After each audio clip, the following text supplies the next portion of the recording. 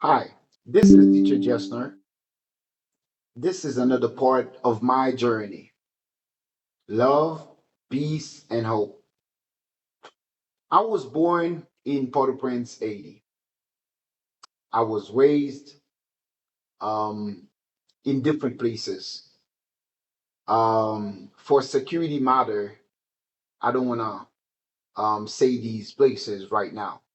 So maybe later I might um, explain them, or maybe in a private message for people who would be interested in this video. And this video is a humanitarian video. Reason why I call this video humanitarian video, that's because I've been serving in mission trips, driving. I got a bunch of videos, or one of my videos, um, while I was driving to go to a countryside with some doctors and nurses and some children, all foreigners. Um, my journey really started when I moved to a place called La Réunion in Port-au-Prince, Haiti. While I was a child, I went to primary school there. I went to high school there too, and I almost did all of my education was doing there.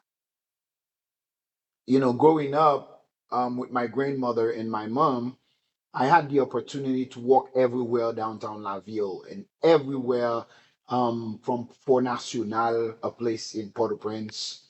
And, don't worry, even though there's something that is moving on my screen, and I'm just waiting for it so that I could shut it down.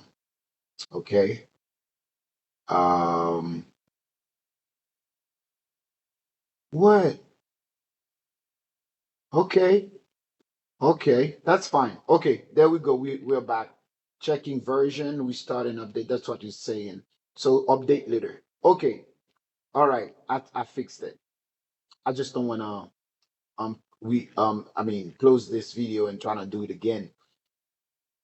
Yeah, I was saying downtown La Ville and Fort National and with La Réunion, with Monsieur Guillou, with Joseph Janvier. Right now in 2025, all gone, burned up, trees. Let's say most of the time it's there are trees there in these homes where people lived long time ago, where I was raised, and there's some widows that is giving trouble right now, and I should close them, and I should close them, and no worries. I don't know what I touched that caused that. Okay, so I'm fixing everything. Okay, right. So little child that I was, and it was around the years 20, because I went to America English School in 1997, and at the time I remember I was in fourth grade in high school, and it's like all my teenage, I spent it, all my adolescence I spent it downtown, like in Port-au-Prince, Haiti, a place called the biggest marketplace, around with La Réunion, by the cemetery where these Carrefour Ferry buses used to pick up people. I was raised a child in with La Réunion. I knew a lot of hospitals there. Okay, and I had, for example, my grandfather who was hospitalized in some of them for security reason. I don't want to name. I just don't want to be too. I don't just don't want to be too personal, so that I don't want to make it too political, and for safety reason, because still living in Haiti, there are certain precautions that you need to take, since you have children and stuff, and also you yourself, you know um you know we are all under God protection, and um I don't know if this video I'm gonna publicly share it, or maybe I will just send it to some friends. I don't know. It depends on my state of mind or my mood because this Sunday morning, I can when I look at the watch on the laptop, it's 8:58 a.m. Okay, it's like early in the morning, and I grew up there in Port-au-Prince, Haiti, and it was a great experience. I had a lot of other kids that I met that we grew up together, and I knew a lot of I made a lot of best friends in high school and in primary school, and I moved to Fort National. Fort National was a place where my grandfather had a land, and unfortunately it got destroyed by the earthquake in 2010. Okay, so to say is it was my journey in Port-au-Prince, Haiti. There are two important events that will mark my life with my children. Um, Something happened in my personal life, and I had to leave alone with my children and living up there, up like Pétionville around um, after I left downtown to go and live around Pétionville. And I spent a lot of time without going down, but sometimes I go downtown just to buy stuff with families and stuff. But I didn't really know what was really going on.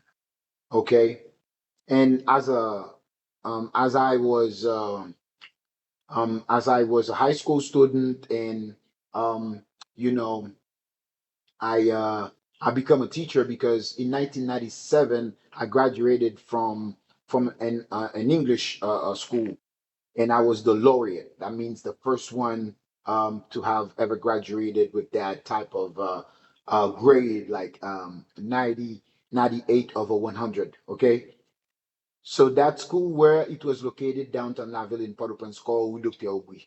And in this area, it's trees there, due to political problems. So it's okay. And thanks to God, it was moved somewhere else.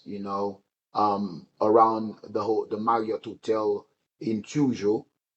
And the owner, I remember once I visited him, and the guy, he was a Jamaican guy, and he's dead. He has passed away, and his son has taken over with some um nice secretaries and stuff. That was Port-au-Prince, and where I used to go to church in Catholic church called Sacre Coeur in Choujo. There are other church, if you can check. Where I live, I can go by the Marriott Hotel, if you heard. There are the Montana Hotel, where a lot of people up in down in Pétionville, where a lot of people, even foreigners, high school students, got killed by the earthquake in 2010. And that was in the Montana Hotel. That was not only the only hotel that people died, but also there are some other hotels. Okay, so I've also participated in Willie Mason jobs. I carried a lot of rocks and blocks to help rebuild some part of the Montana Hotel. That was not kind of documented. It was like something that I was doing as a job, just to even help myself while we were staying in a camp city after the earthquake, because that's where we started building our tents.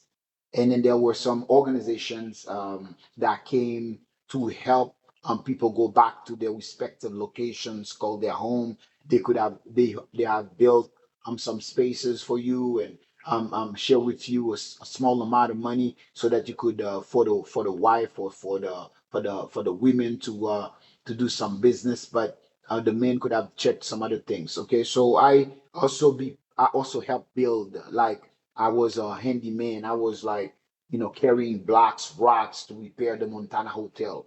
Okay, so I participated in all of that. So I was thinking today, if I don't tell the story, who's gonna tell it for me?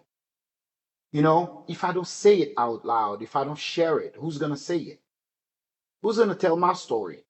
And I don't even think that there are people who are capable of using a platform like this to tell a story so efficient, so touching to the world. And I think as an interpreter, I also translated. I became a dispatcher for an NGO that really didn't stay for too long, but they helped a lot, and I was in charge, due to my um, capacity of teaching, of speaking French and communication, like teach talking in French, talking in English. So I had walkie-talkie. I had a little desk where I could just call a driver and tell them to go and pick up some people at the Toussaint Louverture airport. That's the airport that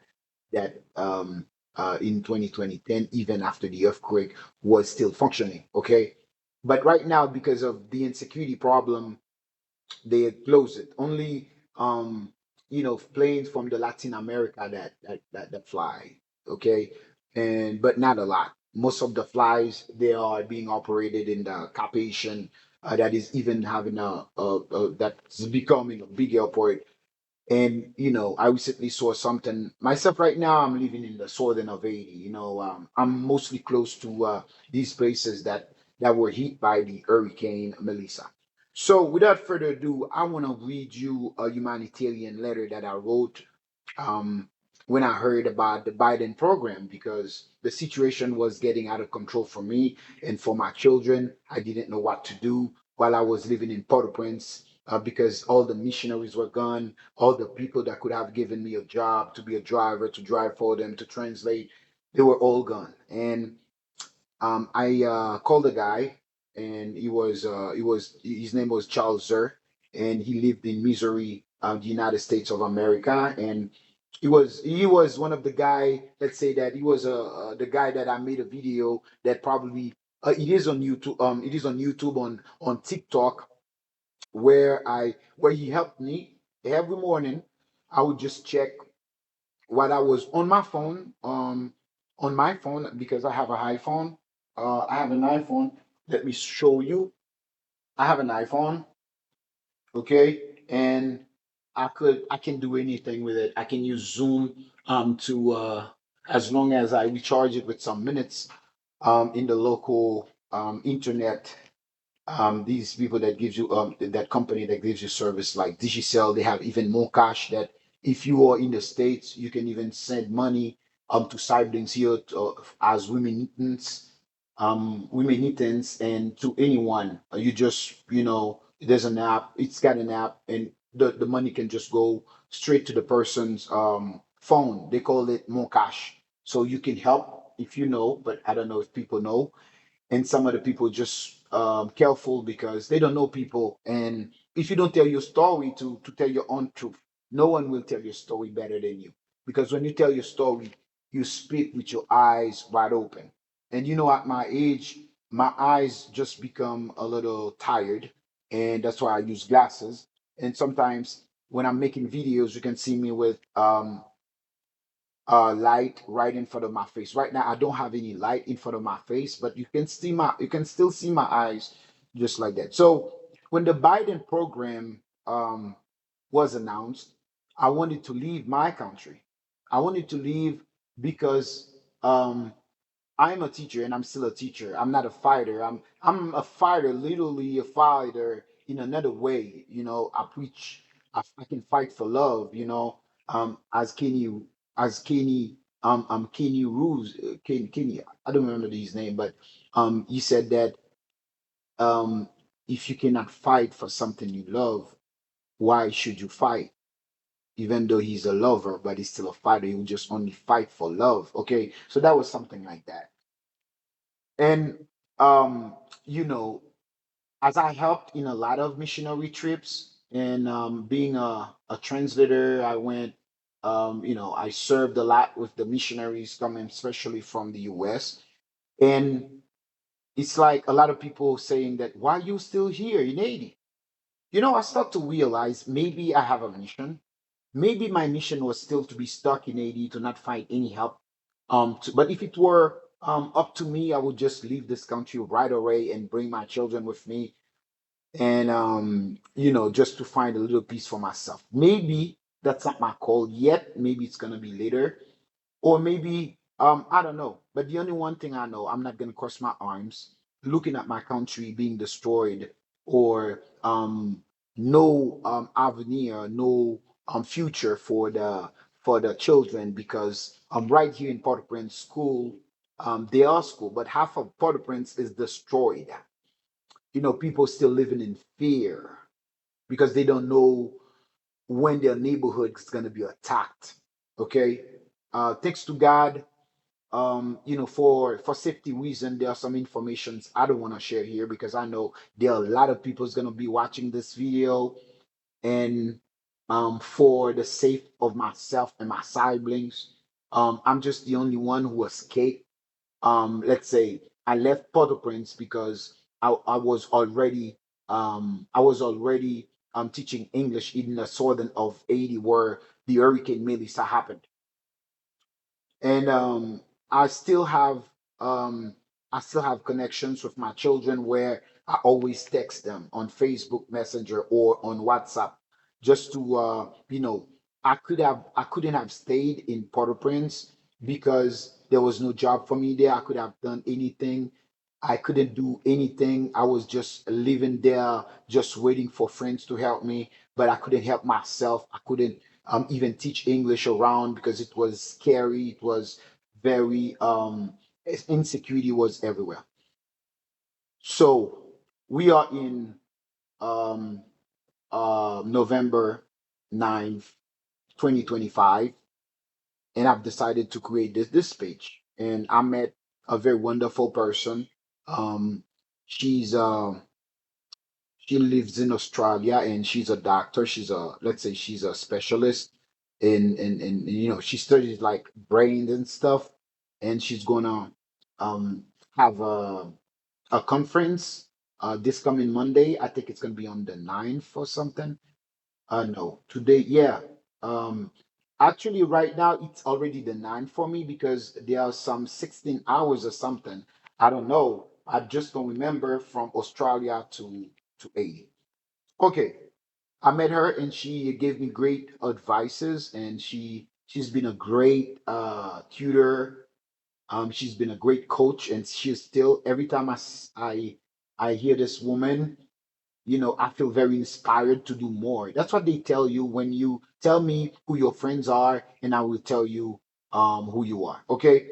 So I want to share to you a letter that I wrote to the US Embassy um, at the time where the Biden program was very hot in Haiti, that a lot of people wanted to leave. That if you had siblings in the United States, they could have just.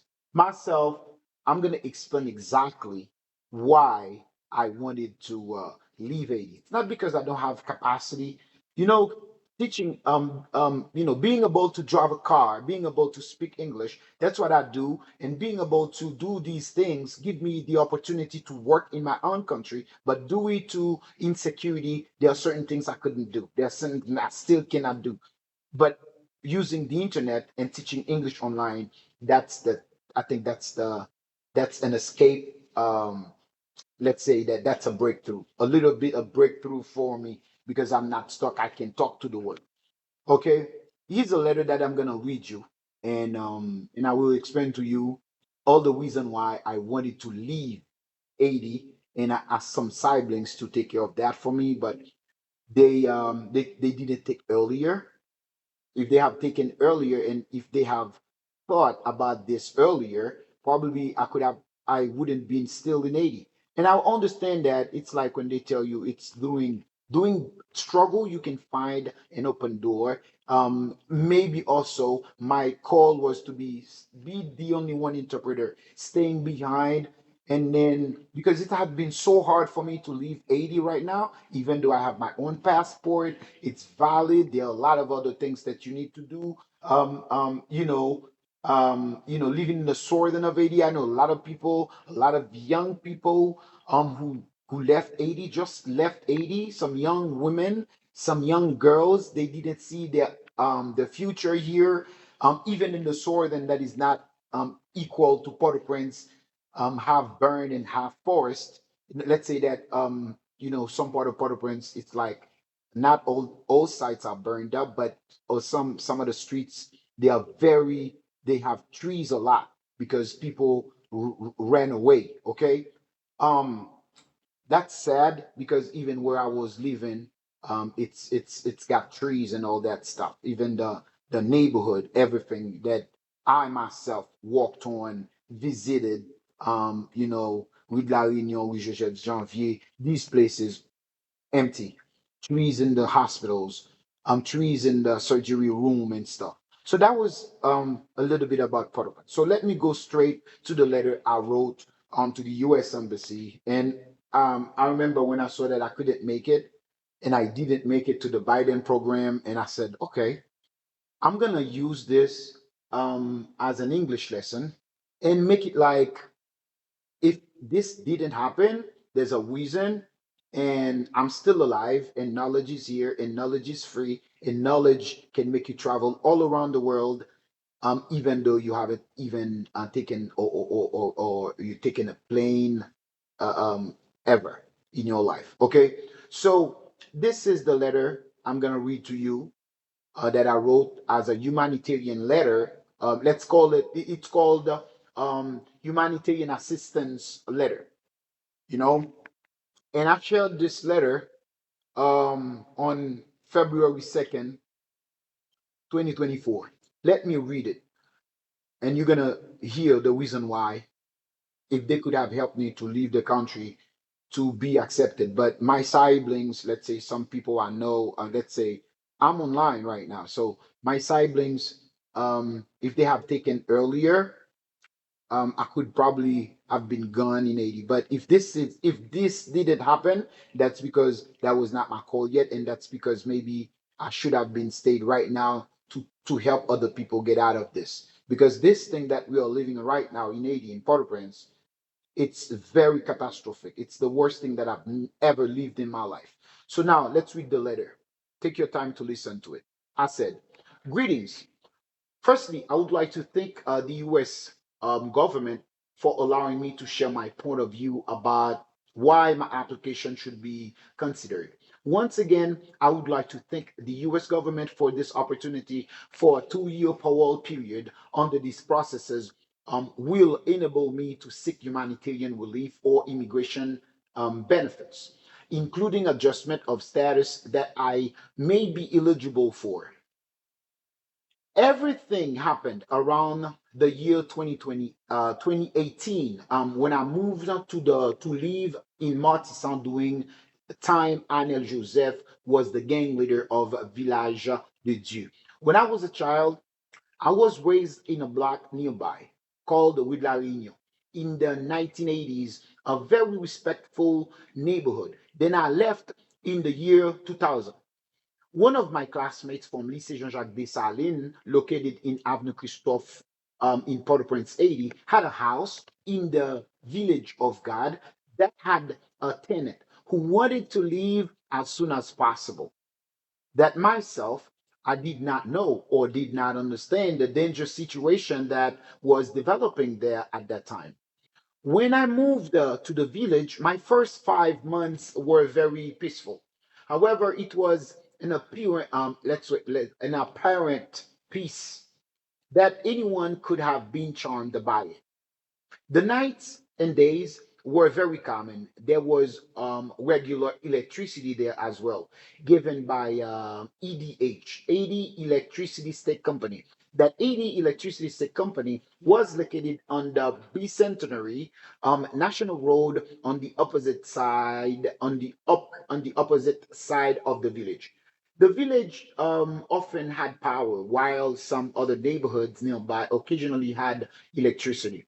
There was also a small EDH office in the village by the basketball field where I regularly went to pay my electricity bills. I have paid for 6 months without knowing that the war between the Pilit gang based gang leader at that time was Ezekiel, and according to the naysayers, most of the members were sometimes active or inactive police officers from the PNA National Police. So I don't know. That's what they were saying. I don't know if it were true or not, but I know there are some good police officers still now, no matter what happened. Okay, so let's keep on reading.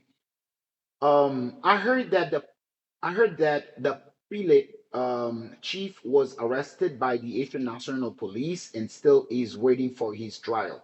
On the other side, the Izo gang called the 5 Second, both gang through their regular confrontations made me and my neighbors to be obligated to flee that house.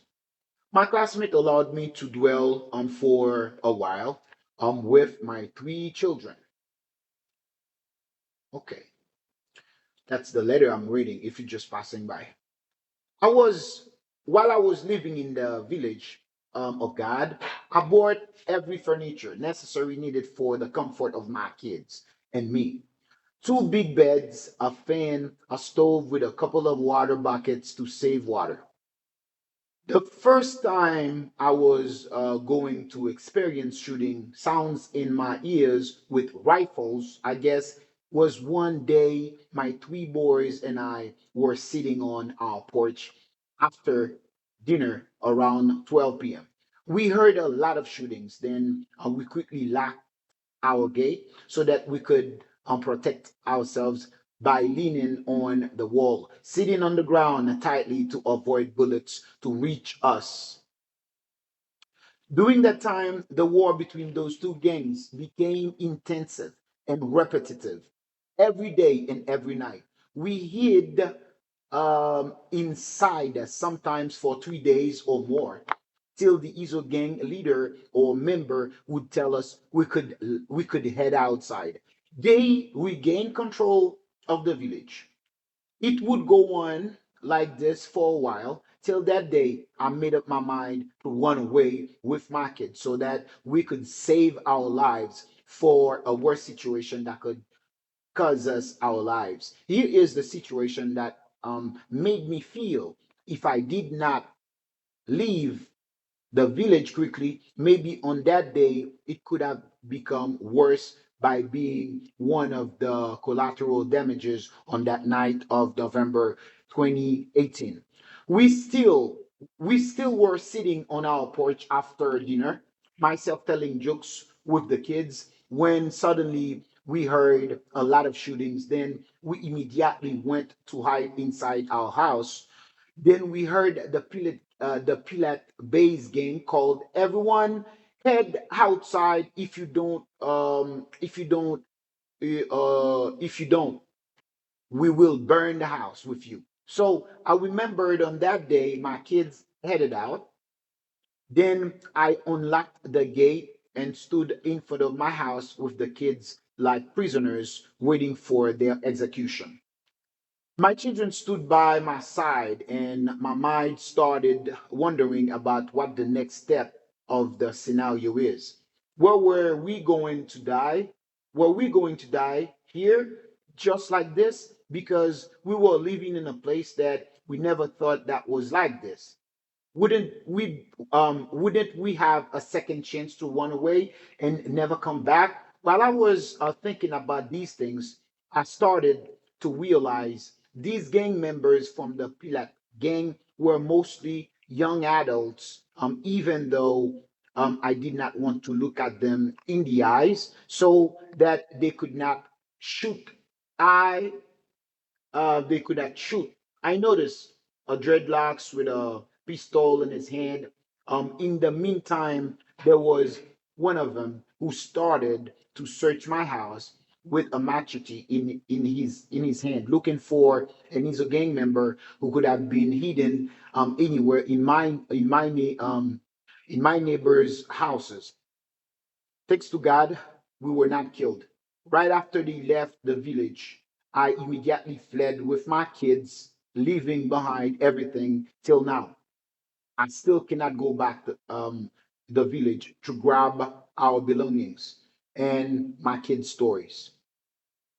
So, we are in, that was the end of the letter. And I didn't want to read the conclusion because I've never the conclusion was that, but there was only one sentence that I just don't want to read because I thought that someday that peace could have come, and this happened in 2018, and we are in 2025.